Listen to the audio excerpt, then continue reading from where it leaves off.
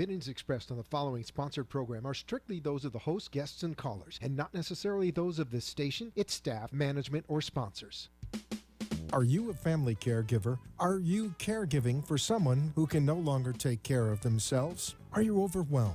This is Caregiver Solutions Info with Marcia Teal. Marcia will be hosting an hour of true stories and information, tips and updates of the latest research and necessary information in the caregiving field, focusing on you, the family caregiver. An Alzheimer's disease and dementia care expert, Marcia has 15 years of hands-on experience at Arden Courts, a leader in assisted living dementia communities here in the U.S. Marcia covers everything you need to know as a family caregiver, especially if you care for a loved one with Alzheimer's disease or other related dementia or chronic illness. If you have a friend or relative that is also a family caregiver, call them now. They won't want to miss a minute. And let them know they can watch on caregiversolutions.info.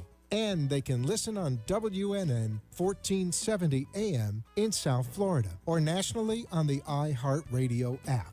Now, sit back, relax, and learn from our host, Marcia Teal, as she brings information to you that may just be the caregiving solution you need. Hi, everyone, and welcome to Caregiver Solutions Info. I'm happy that you could join us today. We are live from Boca Raton, Florida, and this program is for the family caregiver and others that want to learn more about caregiving so they can help others, including their own family members. So if you're a caregiver, especially one dealing with Alzheimer's and dementia, the show is just for you. It was created so that you have another resource to go to. You can never, ever have enough information because the more education and information that you have as a caregiver will help you become a better caregiver. So thank you for joining us today. If you're watching us on the website, caregiversolutions.info, or on local South Florida radio, I'm glad that you did. We have another wonderful show for you today, but first I want to visit our Caregiver Corner. This is in particular for family members that have someone with Parkinson's. Now, Parkinson's is a disease that can lead to dementia. It's a Parkinson's-related dementia.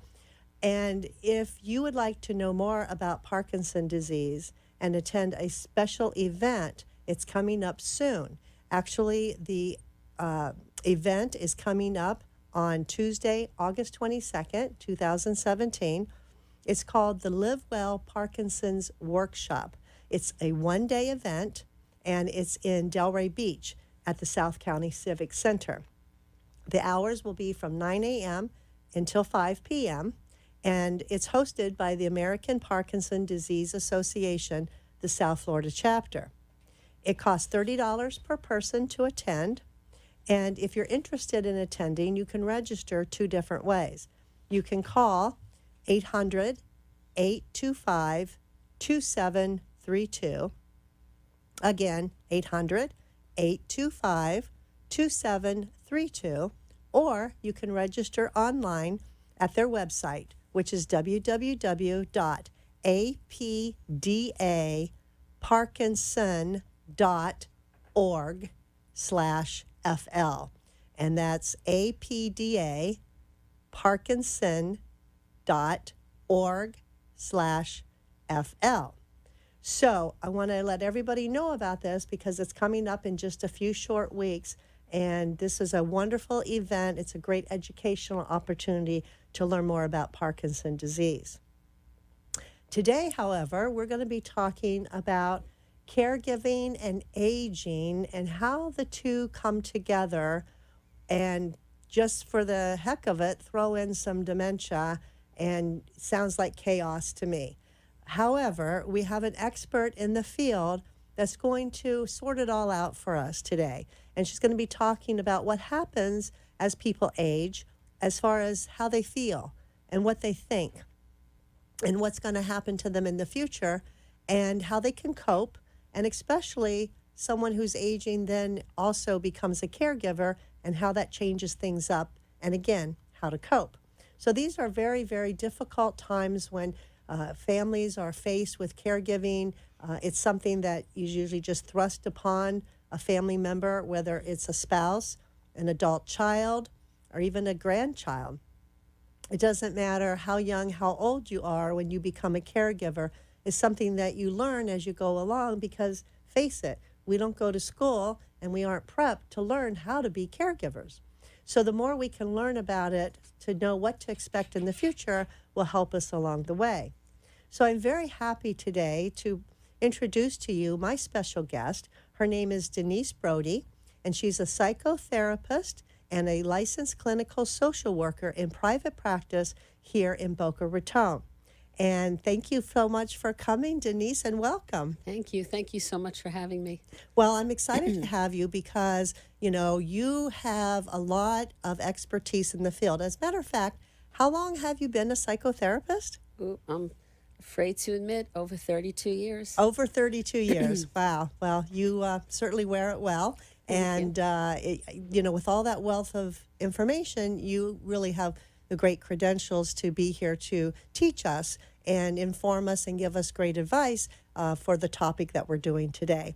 So the first thing that I want to ask you, Denise, we're all getting older every day. Baby boomers are getting older. And as the baby boomers are getting older, a lot of them, turning 65 all these years. And there's a statistic that says that 65 and up, you're at an increase, for dementia. And half the people age 85 and up probably will get dementia. These are kind of scary statistics. So is this something that we should worry about? And as we age, what other things do people normally worry about?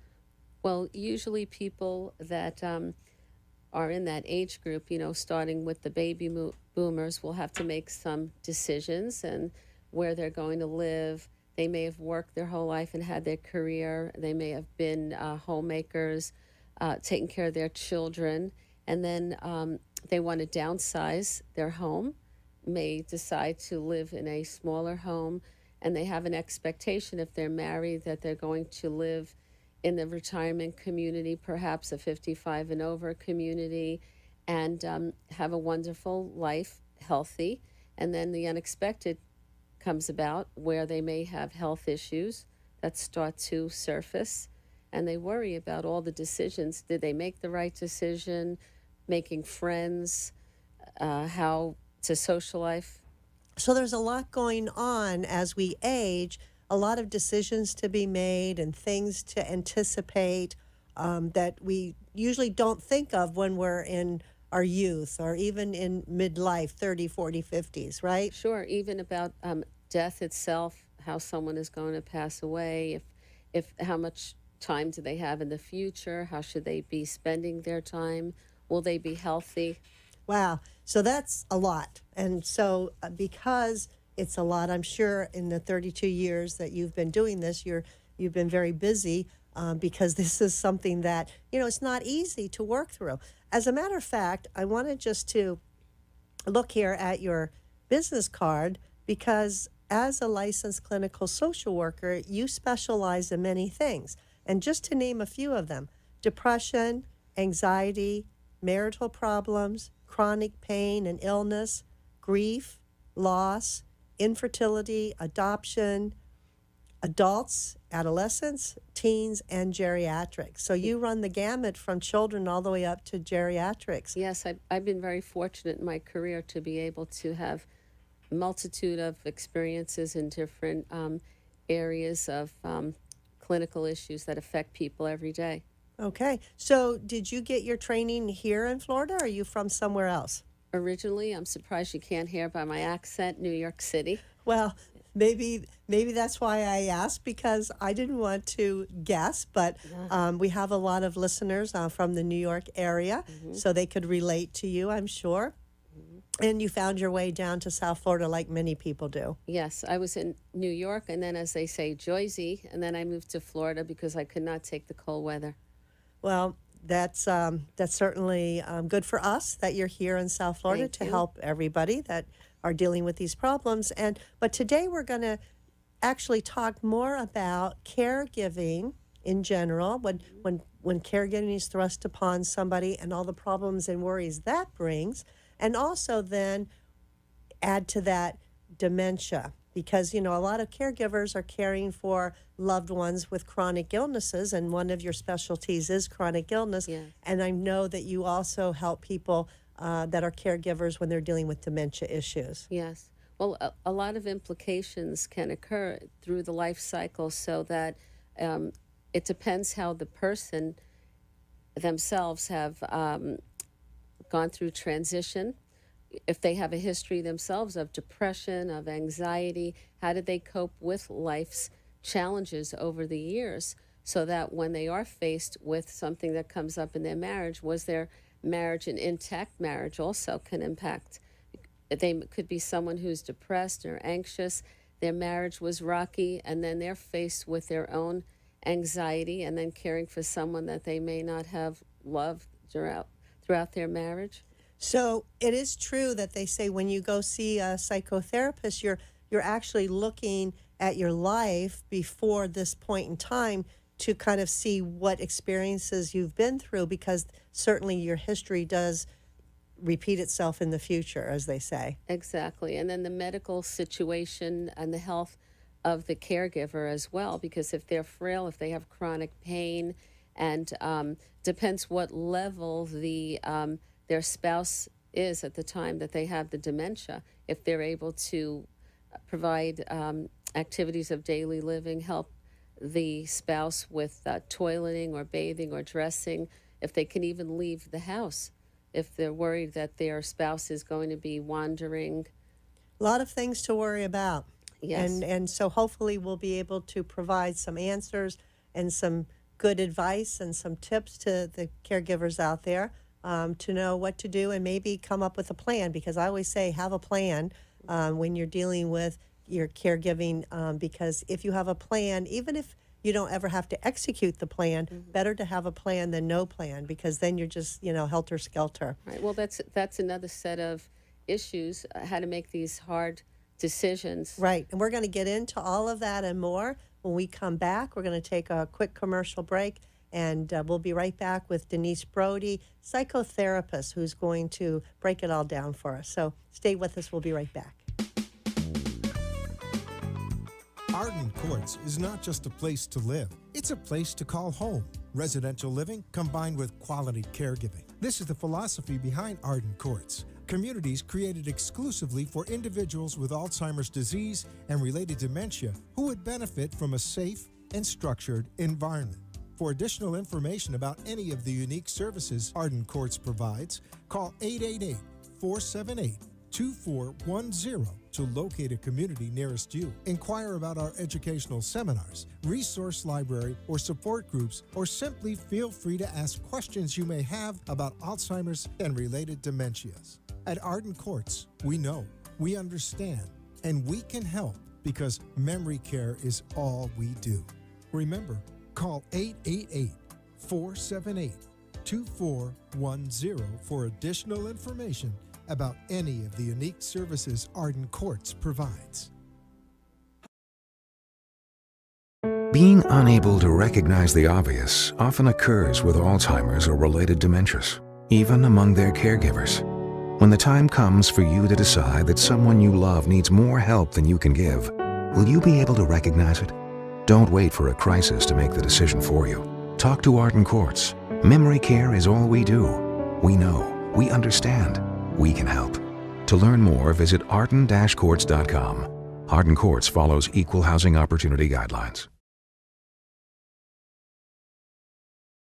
giversolutions.info. If you have a question or wish to share a story, call into the show at 888-565-1470 and talk with Marcia. Now, back to Caregiver Solutions.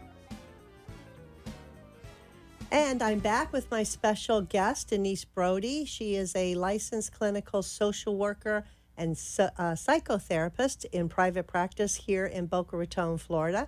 And today, Denise, we're talking about aging and then throwing in dementia and caregiving on top of that. And we've got like a double whammy here. It's hard enough, I think, for people to go through everything that they have to go through as they age with health problems and making a lot of major life decisions about moving or downsizing. And sometimes people can even think about their own mortality and worry about, so much that they get depressed and what's going to happen to me and who's going to take care of me and what do I do? And I mean, that's a lot, and it just sometimes just comes barreling down on us like a snowball effect. Exactly. Are you seeing more people in your practice now dealing with these issues? Yes, definitely. I was going to say it's more than just having a wrinkle on your face at this point or Botox. It's more about living at home with your spouse. And I was just thinking about this woman that I had in my practice, and she came in for marital issues. And she kept saying she was having marital issues. Like what was going on? She was fighting with her husband. Fighting constantly. He was yelling at her. She couldn't do anything right.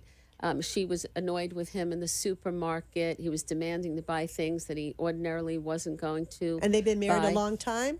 53 yeyears. And was this something new with the fighting and all the marital problems? Yes. I mean, they fought years ago a little bit, but this time it's definitely more. Okay, Definitely. So she came in to see you because she's fighting with her husband all the time. Fighting with the husband and escaping from the house by going shopping and not knowing how to deal with him.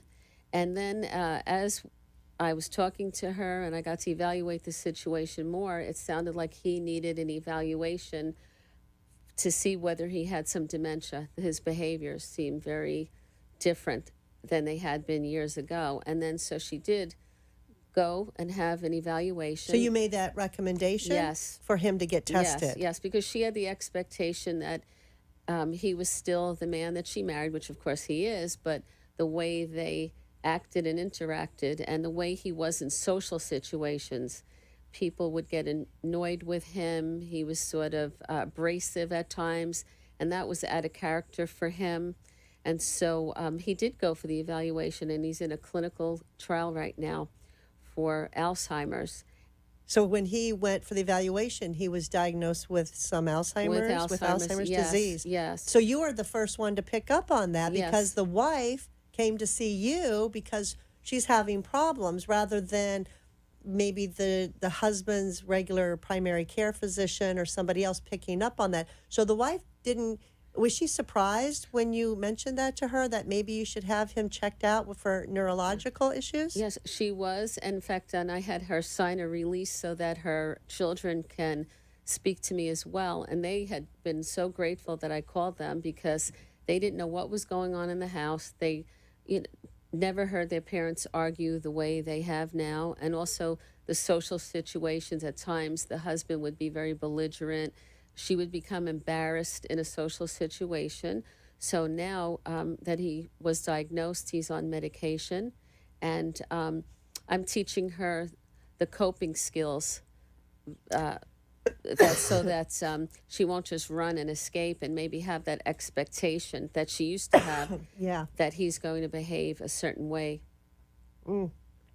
It's really rough, that she wouldn't even pick up on that. Right. Wow. So what happened with her now? Well, now he actually goes to an adult daycare center. It's progressed. But I've been working with her because every step of the way when there's a decline, and she wasn't able to just pick up and go shopping if she had a fight because then it became unsafe and he started to deteriorate, and she would help him in the shower and he didn't know that he had shampoo on his head. Things like that would come up. And so he goes to adult daycare, and then she's able to meet her friends and play cards and have lunch with her friends. So now that she's spoken with you and he got the diagnosis, things are better. Yes, because it's definitely less traumatic, and she's sharing her feelings and her thoughts and emotions, and I'm helping her work on decreasing her anxiety. And of course, there's loss and grief associated with the marriage that they had over the years. Tell me more about that. Well, the marriage over the years, they used to do everything together. So now it is different because a lot of my patients say that it's a couple's world, and so they feel isolated. And a lot of their own friends also have passed away or have health issues. So they have to go out and find new ways to make friends and to socialize so that they don't isolate. Is that a big issue, isolation?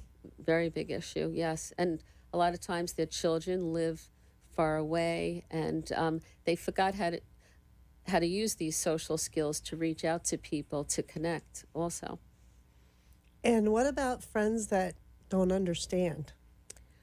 Right, exactly. Well, that's re-traumatization for them because they've accepted it, but then when they're in a social situation, they feel that they have to act a certain way in front of their friends, or that they have to keep explaining the same situation, why the spouse doesn't act the way he did when they went out to dinner as 6 couples, and now he's acting a certain way. So then it's easier not to go out anymore and to stay home, have dinners alone. It's tough. Yes. Tough for caregivers to live that way, you know? Sure, and then their own health, if they're not feeling well, if they have chronic pain, they still have to worry about how their spouse is going to get through the day, what's going to happen when they come home from adult daycare. Excuse me. Apologize for the coughing. I'm getting over a little cold this week.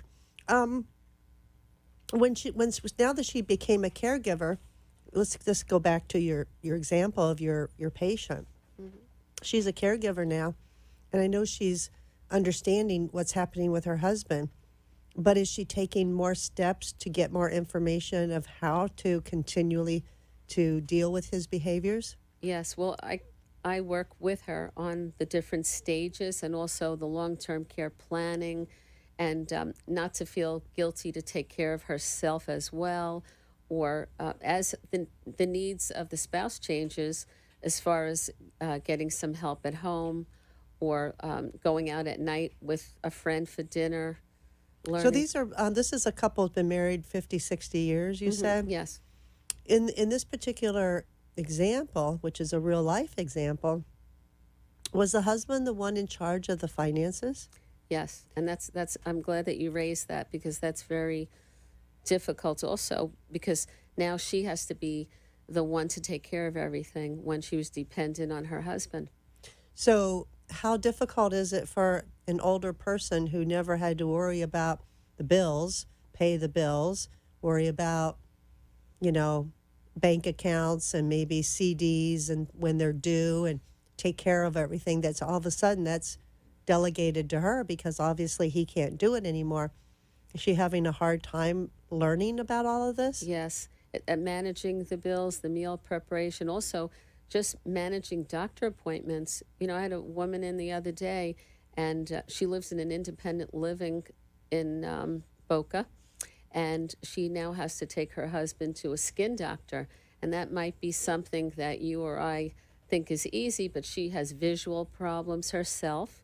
She doesn't know how to process what's going on. So as far as making appointments in an appointment book, that's very difficult for her to keep going to the different doctors, keeping the appointments, traveling to them. Mm-hmm. It's a full-time job. Right. So caregivers have to take care of another person, not only themselves, but if they're not able-bodied or they're having their own issues, this becomes pretty stressful for them and overwhelming. Right. And again, I can't emphasize enough, it depends upon how they coped when they themselves were younger, because if they have a history of depression or an anxiety disorder or bipolar disorder, and then they're thrust into this, it can definitely impact how they're caregiving their loved one.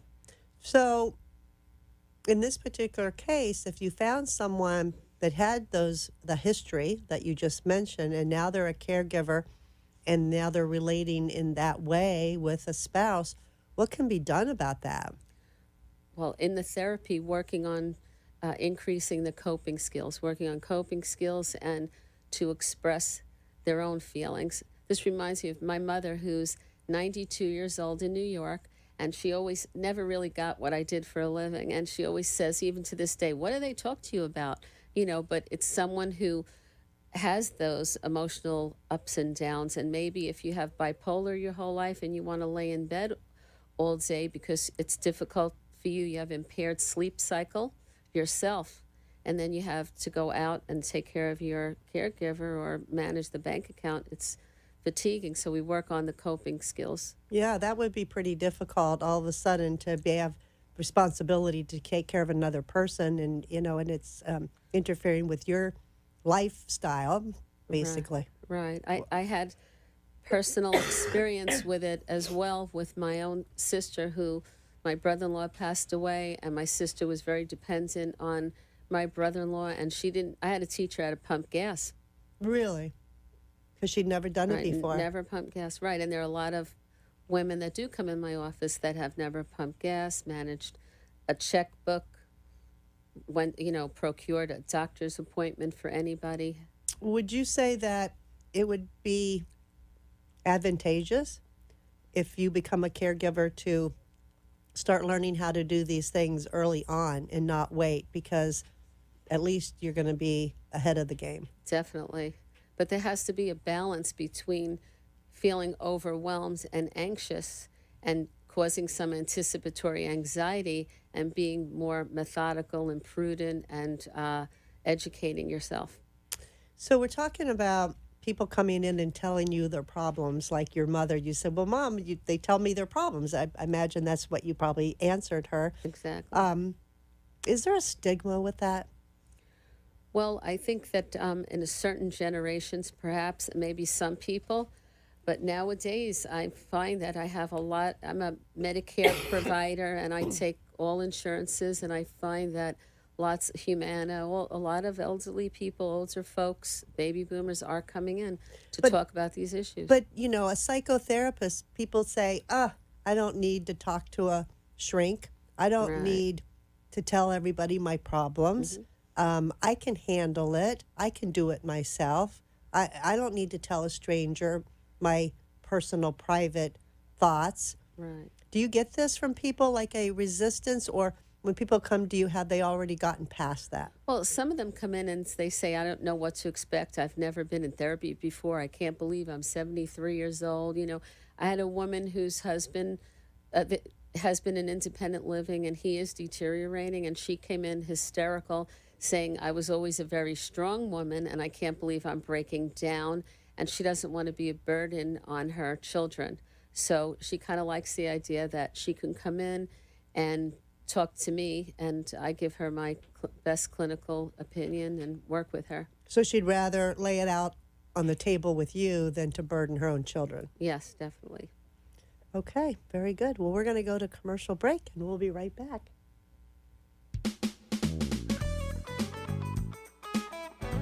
Do you need the advice of an elder law attorney? Perhaps you find it difficult or over.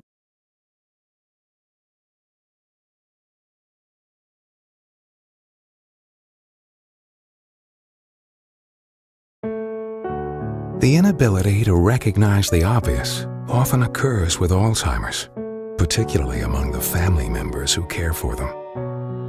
When the time comes for you to decide that someone you love needs more help than you can give, will you be able to recognize it? Don't wait for a crisis to make the decision for you. Talk to us. We know. We understand. We can help. Arden Courts. Wandering is a common problem for people with Alzheimer's or related dementias. It's also a problem for family members who care for them. Keeping them safe and secure means never letting your guard down. And even though deep down you know it's time, it hurts to have to ask for help. But it could hurt them even more if you didn't. We know. We understand. We can help. Arden Courts. Feelings of depression, isolation, and frustration are common among persons living with Alzheimer's or related dementia. 565-1470 and talk with Marcia. Now, back to Caregiver Solutions. Hi, I'd like to take this opportunity now to thank our national sponsor, Arden Courts Memory Care Community. Arden Courts is a wonderful assisted living that specializes in Alzheimer's and other related dementia care. They love to help not only the residents, but the caregivers as well. And so they would like to offer you a free book. This book is called the 36-Hour Day Book. It's a wonderful resource for caregivers. It has lots of tips, advice, definitions, explains about the different kinds of dementia. And this book is free. All you have to do is call Arden Courts on their toll-free line, which is 888-478-2410. Again, 888-478-2410. Tell them you heard about the offer on the Caregiver Solutions Info Show, and they'll be happy to get your name and address and make sure that they get a book off to you right away.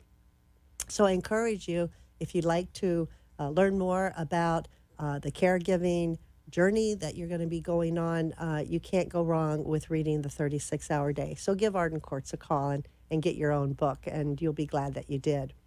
My guest today is Denise Brody, and we've been talking about caregiving and as we age and all the things that we have to worry about when we age. And Denise, it's a lot, and it's really kind of overwhelming when you start thinking about all the changes that people go through as they age, and a lot of things that come down on top of them as far as responsibilities if they become a caregiver, especially if they're making some major life decisions, and you help people with making those decisions. Because, I mean, don't people sometimes get paralyzed because they don't know what to do?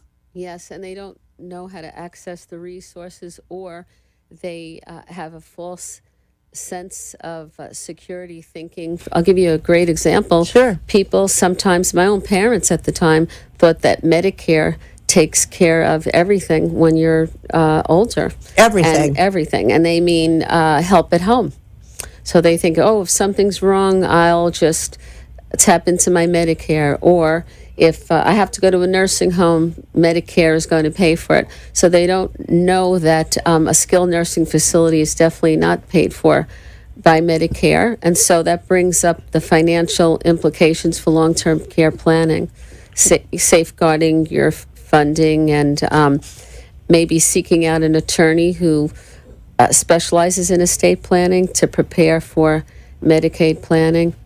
Yeah, I've had that question a lot over the years from caregivers that, didn't really know much about Social Security and Medicare, and thinking that Medicare is going to pay for the assisted living. And I had to explain, no, it doesn't. It pays for your doctor bills and your hospital bills, and you have supplements. But, when it comes to placement in assisted living or a nursing home, mostly it's private pay unless they have long-term care insurance, or in what you just mentioned in another scenario where they have no money and possibly they do have to resort to the Medicaid option in whatever state that they live. Right, exactly. Or when there could be someone who has a fall, they might have Alzheimer's and Parkinson's, or lose their balance, they fall. The caregiver brings them to the ER. They may not meet criteria for admission either in the hospital. And then they're in the ER, and then the wife cannot take care of the husband. So what do you do in a case like that? And then someone might say, you should get somebody at home. You need to have somebody to help you. It's a great suggestion, but if you don't have the financial backup, then it's difficult. Yeah, I've seen too many caregivers between a rock and a hard place. Even one that actually had long-term care insurance, but it was so low that it didn't really help her because it required copays, and she didn't have the money to make the copays. So Right. even though she had the insurance for placing her husband, she couldn't afford the difference. So here she'd paid out all these premiums over the years, and it really wasn't going to help Couldn't her. use it, sure. Or now people are living longer with chronic illness, chronic pain, chronic illness. So the other implication that I always try to tell people is that it depends upon what your financial situation is, but your money could get depleted. Like a lot of times a caregiver will want to keep their loved one in the home. But if there's only a certain amount of money that they have, I'm giving you an example, like $65,000, and if they deplete all that money, then what happens?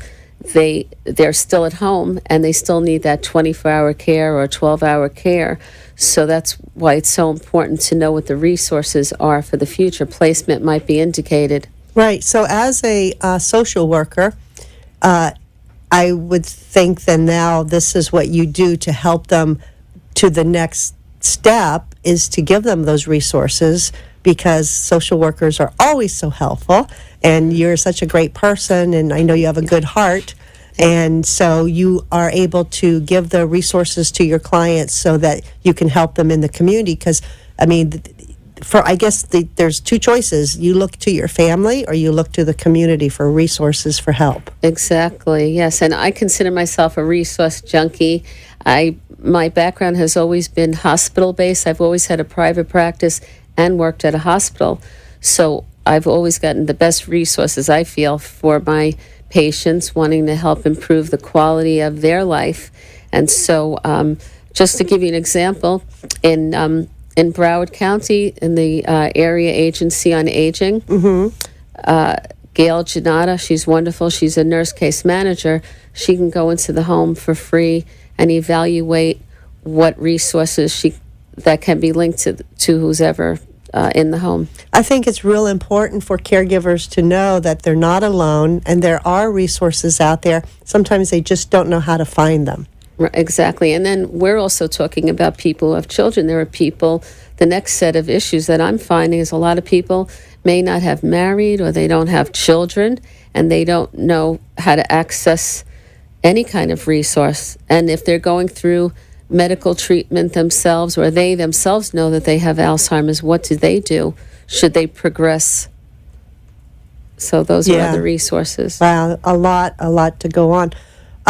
When caregivers are faced with these options, like you mentioned, staying at home or going into an assisted living or selling their house or downsizing, I mean, these are things that they go through. How do they make the decision when they don't know what to do?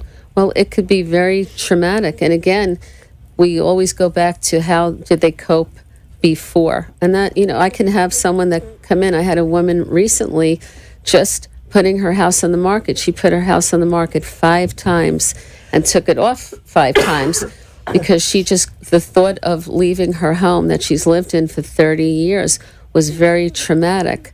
So it is very difficult.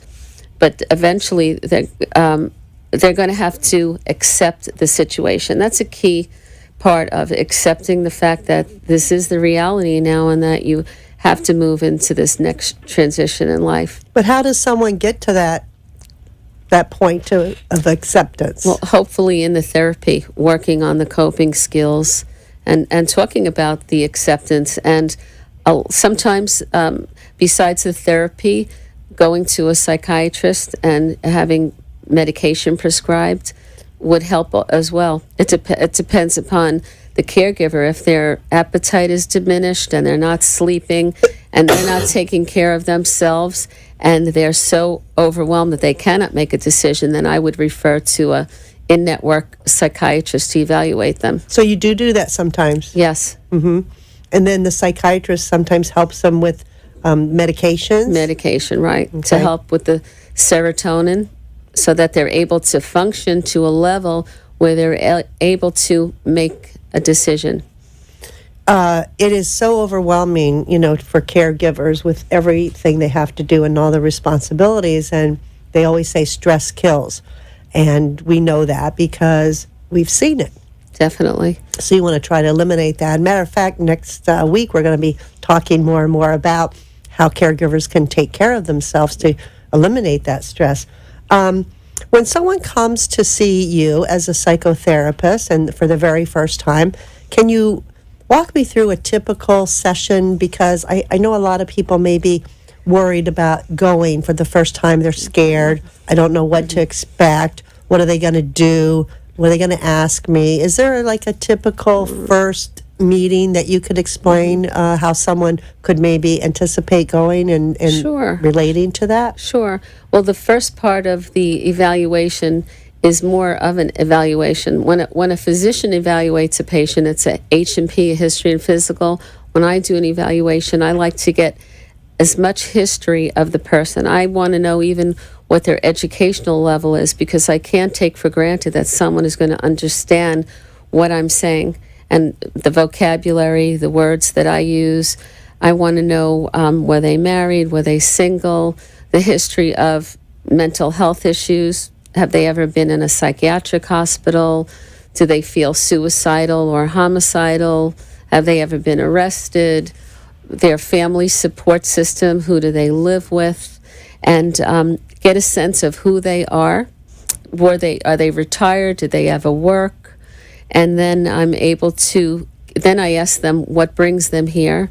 And I like to listen to what did bring them here so that I can evaluate that situation. And also ask them about their symptoms. Anxiety, it could be depression, it could be insomnia, chronic pain, all of that.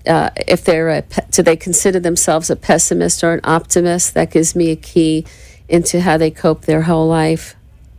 Wow, you really get into detail to extract all this information. To me, as you're explaining this, I picture a box of jigsaw puzzle pieces that someone just dumps out on a table.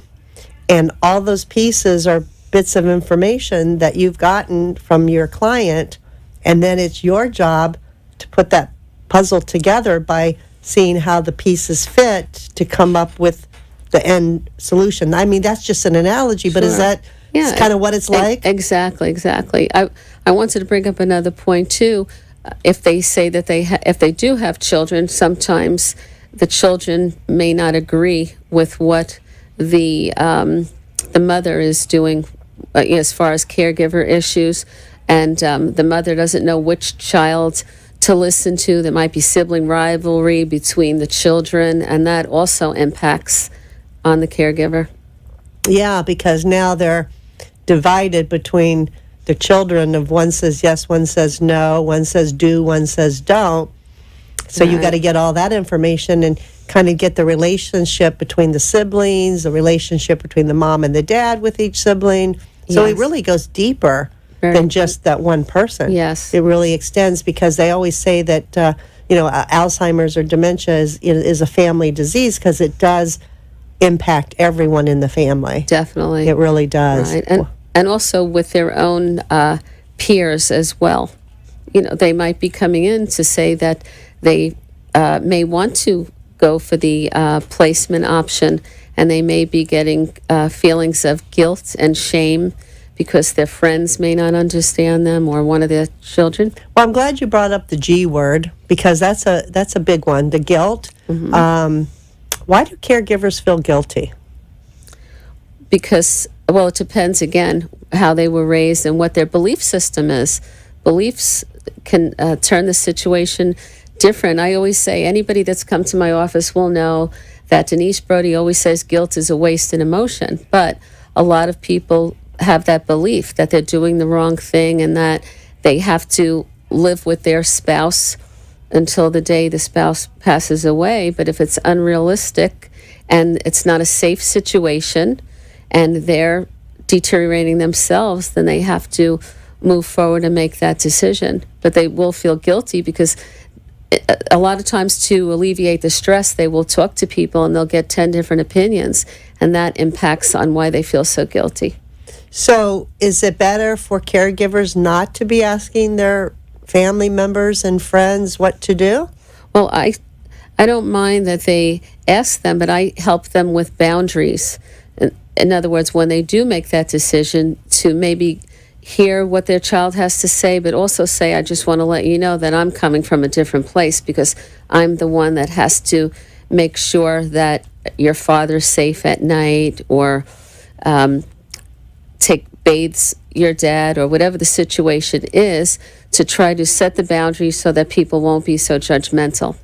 Yeah, that's a big one too, because we always hear about family members that are not local and that try to, tell caregivers what to do when they're not even in the same state, and they're not living that life. They're not in the trenches. And I always said that caregivers should invite them down, say, come down for a week or 2 weeks. Right. I'll take a vacation. Sure. You take care of your dad.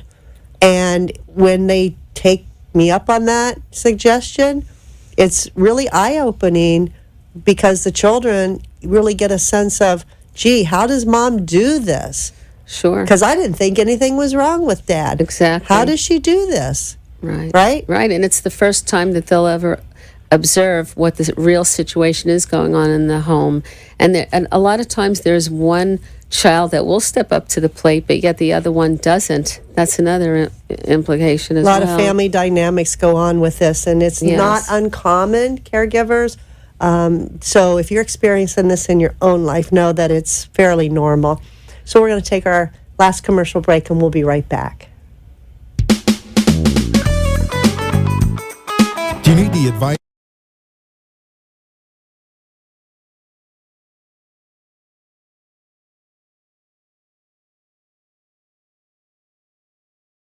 Being unable to recognize the obvious often occurs with Alzheimer's or related dementias, even among their caregivers. When the time comes for you to decide that someone you love needs more help than you can give, will you be able to recognize it? Don't wait for a crisis to make the decision for you. Talk to Arden Courts. Memory care is all we do. We know, we understand, we can help. To learn more, visit arden-courts.com. Arden Courts follows equal housing opportunity guidelines. Feelings of depression, isolation, and frustration are common among persons living with Alzheimer's or related dementias. It's common among those who care for them, too. It takes a lot of patience and courage. It also takes knowing when you can no longer do it alone. At Arden Courts, memory care is all we do. Talk to us. We know, we understand, we can help. Don't let guilt keep you from making the right decision. Visit arden-courts.com. Arden Courts follows equal housing opportunity guidelines. Somewhere at the corner of bewildered and confused is a lost mother, a father, a sibling, a grandparent. Wandering is a common symptom of Alzheimer's or related dementias and can often make those who care for a loved one feel About any of the unique services Arden Courts provides. You are listening to your host, Marcia Teal, an Alzheimer's disease and dementia care expert on caregiversolutions.info. If you have a question or wish to share a story, call into the show at 888-565-1470 and talk with Marcia. Now, back to Caregiver Solutions. And we're back with Denise Brody, licensed clinical social worker and psychotherapist in Boca Raton in private practice. This has been very interesting, Denise, talking about the feelings that caregivers experience and all the things that we have to worry about as we age and then being thrust into the role of caregiving. So it's very, very stressful and overwhelming. And sometimes when people do come to you, do they ever say that they wish they hadn't? Or do they say, I'm glad I did, but I wish I'd come sooner? What do you usually The get? second one. The that second they're so one? glad, yes, and that they should have come sooner. Yeah, and they most of them feel that way by the time they get there and they realize that you can help them. Sure. And that talking about their feelings and talking about the situation can help, because a lot of people feel like, what good is it going to do? Right. Well, keeping it in can cause more depression, just keeping it in, like a pressure cooker, you know. Yeah, that's a good analogy too. A lot of people are very private and they don't want to share. But, you know, we always say it takes a village to take care of someone with dementia, and you have to have your team. And you mentioned earlier that when you give out resources to caregivers that are overwhelmed, and you kind of give them like a little path to go on and different projects or homework to do, like go seek a elder law attorney, make sure all your affairs are in order. And maybe you might suggest their loved one going to a day center so they can get a break. But what Yes. other kinds of things would you recommend? Well, also, and I did want to mention, I'm a military provider, so I also want to know a lot of times if the person was a veteran, they should tap into those veteran resources. They can get a case manager at the hospital or the local VA centers to help them with long-term care planning, or put them on a waiting list for a VA home if that's indicated for them. Yeah, good idea. Yeah, but as far as coping, it would be, I do recommend self-care and try to get a hobby join a book club, get out, exercise. A lot of times, if there is an aide in the house, the caregiver may not want to leave the house, which is counterproductive. So, to give yourself permission to go to the pool, read a magazine, And not feel guilty. right, exactly. Don't get rid of that guilt. And it's Sure. because a lot of people feel like they don't deserve it. They don't deserve to have fun when they're a caregiver. Exactly, and also a lot of times when we talked about the isolation, some people feel bitter in the situation, and they feel that they don't want to play cards or be with people who they've been with, and so sometimes it's best to go to a senior center somewhere or go somewhere that they're not known and try to reach out to new friends. That's a great idea. Yes. So somebody that doesn't really know your past, that eliminates that judgment Exactly. that people fear. They fear that a lot. Exactly. And I was going to say crafts are very important. There was just an article in the New York Times by Jane Brody, no relation, about knitting being very therapeutic, or the repetitive motion of knitting, crocheting, even the coloring books for adults. That's become very popular. Yes. The adult coloring books are Yes. everywhere. Yes, I have them in my office too. And just the fact of concentrating on something, get your mind off of what you're going through. Is that the idea? Well, that is, and also creating something when you have chaos in your life, but you can make a scarf for a homeless person, and that from start to finish, you create something that makes you feel more empowered inside. And giving back to others at the same time. Exactly. Yeah. Right. So if someone hears us today and they've been thinking about getting some other resources and needing some help, and maybe they want to just reach out and talk to somebody about their situation, how could they contact you? They can call me at my office in Boca Raton, which is at 20283 State Road 7, Suite 300. And my telephone number is 561-477-4211. Okay. Why don't you give that telephone number out one more time? 561-477-4211. And they just call you up and make an appointment? Yes. Okay. Make an appointment. I'd be happy to meet with them. Okay, great. So if you're a caregiver and you've heard something today that struck a chord with you and you feel that maybe I should do it, is there any obligation once they come to continue, or is one time sometimes all it takes? Right. Sometimes it's I'm a cognitive behavioral therapist, so I'm not Freudian where they're going to have to lie on the couch and tell me, how they grew up. But so I'm very solution focused. I'm very interactive, problem solving as well. Sometimes people come one time, sometimes people come weekly, monthly. It all depends. And I do take every insurance. I'm on every insurance plan. So does most the insurance, they cover this for therapy? Yes. For talk therapy? They do. Yes, they absolutely do. Sure. Okay. So like someone was on Medicare and they had a secondary insurance, that secondary would probably cover? Yes, 100%. Wow, that's great. So it doesn't Yes. cost anything. Sure, and I wanted to tell you also, a lot of primary care physicians in the community do know me, and so I get tons of referrals from physicians in the community. Yeah, well, after 32 years, I think you have a great reputation. Yes. So, of course, Thank you. That's going to be beneficial for people that know you and can refer to you. I think it's all about the networking, and, what we all need to do is to help people and help Yes. each other. And you certainly do Sure. that quite a lot, Thank you very much. And I appreciate you being here today. So in parting, we have just a minute left, but in parting, what would you say to caregivers that are out there struggling? Any last words? I would say don't struggle by yourself. Help is here. Please give me a call. I'd be happy to work with you and help you function better and improve the quality of your life. Yeah, so don't wait, right? That's right, the thing. exactly. Don't wait till it's a crisis. Don't wait. Right, exactly. Do you see a lot of crisis situations? Yes, I do. You do. That's Sure. unfortunate. Sure. Is it then too late for them to resolve it, or can you still No. usually get them through it? Yeah, I don't think it's ever too late, But so at any stage, they can absolutely give me a call, and I'd be happy to help them. Sure. Awesome. Yes. All right. So you heard it from Denise Brody, licensed clinical social worker and psychotherapist in Boca Raton, talking about aging and caregiving and dementia and how it all relates and how she can help you untangle it all. So give her a call.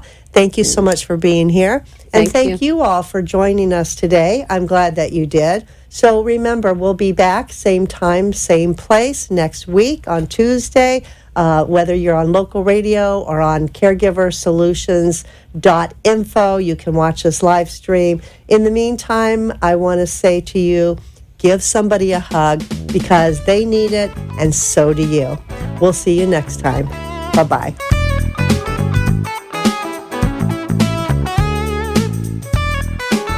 Thanks for joining us for this week's Caregiver Solutions with Marcia Teal. Join us next week as Marcia, who has 15 years of Alzheimer's disease and dementia care experience, brings you more needed information to help with the care of your loved one. This show can be seen again on caregiversolutions.info, and questions can be left on the site, which may be used on the program to help others. See you next week for more Caregiver Solutions. The opinions expressed on the preceding sponsored program were strictly those of its host,